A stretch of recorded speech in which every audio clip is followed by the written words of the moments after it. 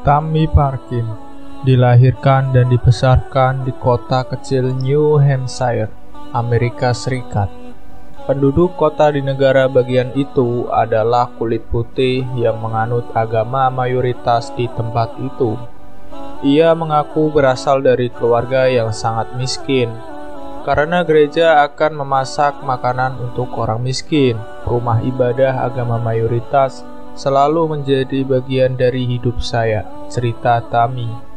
Tinggal di kota kecil dengan pengawasan orang tua yang minim, memasuki masa puber adalah waktu yang sulit bagi dirinya.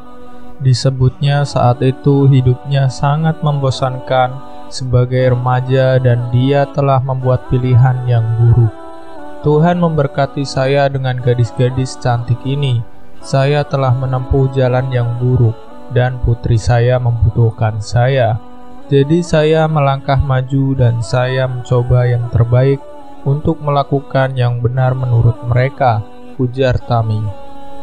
Tammy adalah seorang ibu tunggal. Ia harus bekerja sangat keras untuk menghidupi kedua putrinya.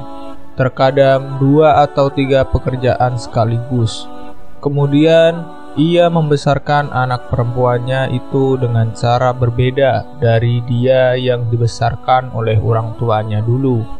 Meskipun saya bekerja keras, seringkali kami tidak punya uang ekstra untuk apapun selain untuk kebutuhan dasar. Itu sulit, keluh Tammy. Pasca tragedi 11 September, Tammy menjadi sangat konservatif secara politik. Ia menghabiskan banyak waktu untuk menonton berita Fox dan mendengarkan talk radio dan berita-berita yang dikonsumsinya. Ia berpikir telah mengetahui segalanya tentang Islam. Pada kenyataannya, saya belum pernah bertemu dengan seorang Muslim dalam hidup saya. Tetapi entah bagaimana, dengan mendengarkan berita saya pikir saya tahu segalanya, kata Tammy. Bahkan, Tammy akan bersikap keras saat ada orang yang ingin membela Islam dan merasa yakin dirinya lebih baik dari mereka.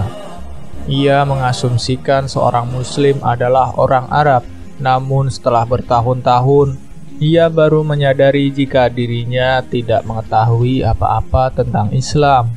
Apa yang saya asumsikan adalah seorang Muslim ialah orang Arab.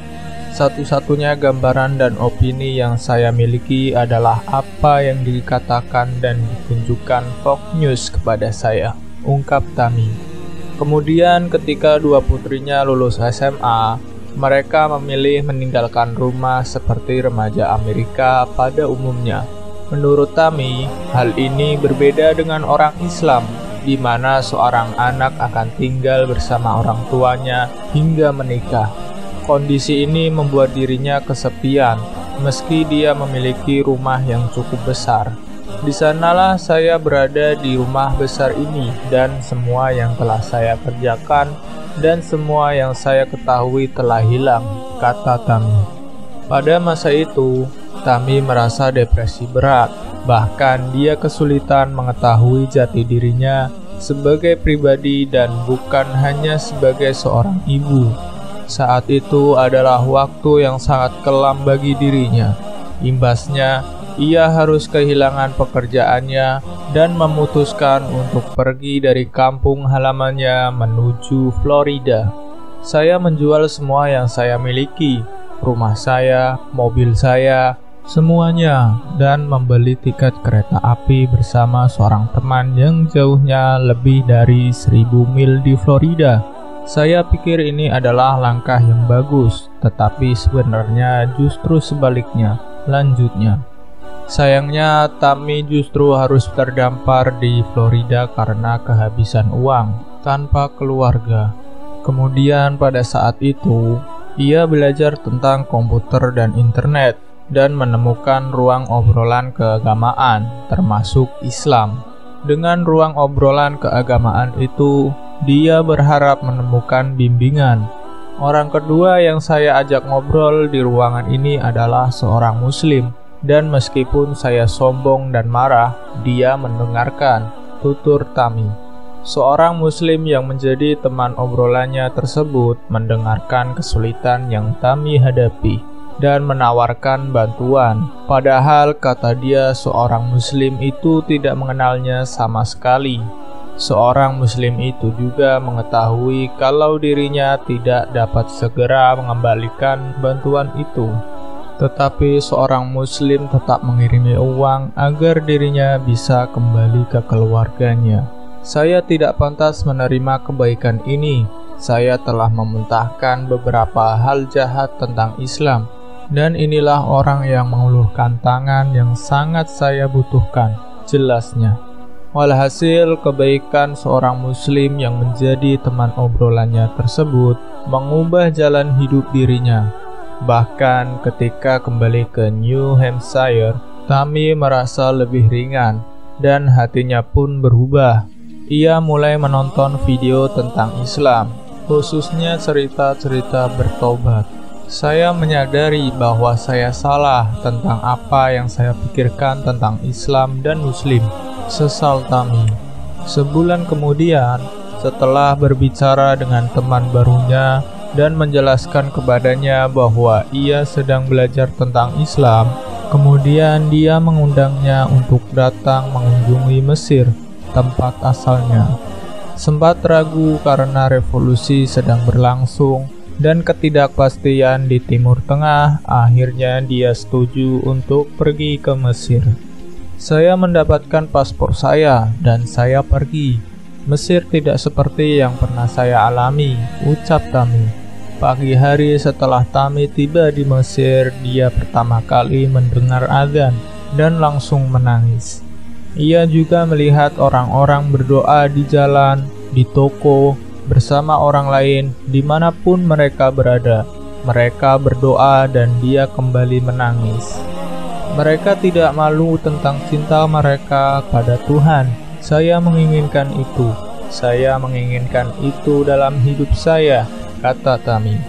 Rasa laparnya akan pengetahuan tentang Islam pun meningkat 10 kali lipat. Kemudian membaca dan melihat semua yang ia bisa. Tami merasa dirinya membutuhkan struktur dalam hidupnya yang selama ini ia tidak pernah memilikinya. Kemudian Islam memberinya struktur itu dengan sholat 5 waktu. Saya membutuhkan aturan seperti tidak ada alkohol dan tidak ada hubungan dengan pria sebelum menikah, sambung Tami. Tami menegaskan, alkohol adalah hal yang konstan dalam hidupnya dan tidak sekalipun memberikannya sesuatu yang baik, serta menjalin hubungan dengan laki-laki sebelum menikah tidak pernah membuatnya bahagia, malah membuatnya kesepian dan merasa tidak cukup baik. 1 minggu setelah tiba di Mesir, saya mengucapkan syahadat. Saya harus menjadi seorang muslim adalah pelajaran yang penting, tegas Tami. Selanjutnya, Tami menjelaskan, pelajaran yang paling didapat dari perenungannya dan jalan hijrahnya ke Islam adalah di tempat tergelap sekalipun, Allah Subhanahu wa Ta'ala tidak pernah meninggalkannya. Ia mengaku tidak akan pernah menyangka 5 tahun yang lalu menjadi seperti saat ini. Berpeganglah pada harapan, berpeganglah pada Allah, karena sungguh Dia luar biasa, dan Dia akan menarik Anda keluar darinya, terangnya. Pelajaran lain yang Tami pelajari dan sama pentingnya adalah memberi kebaikan, bahkan kepada orang yang jahat sekalipun, karena kebaikan itu mengubah hati.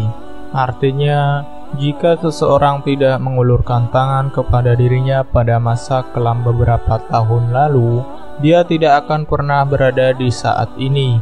Namun seseorang melakukan sesuatu yang baik untuknya, dan itu mengubah seluruh perspektifnya.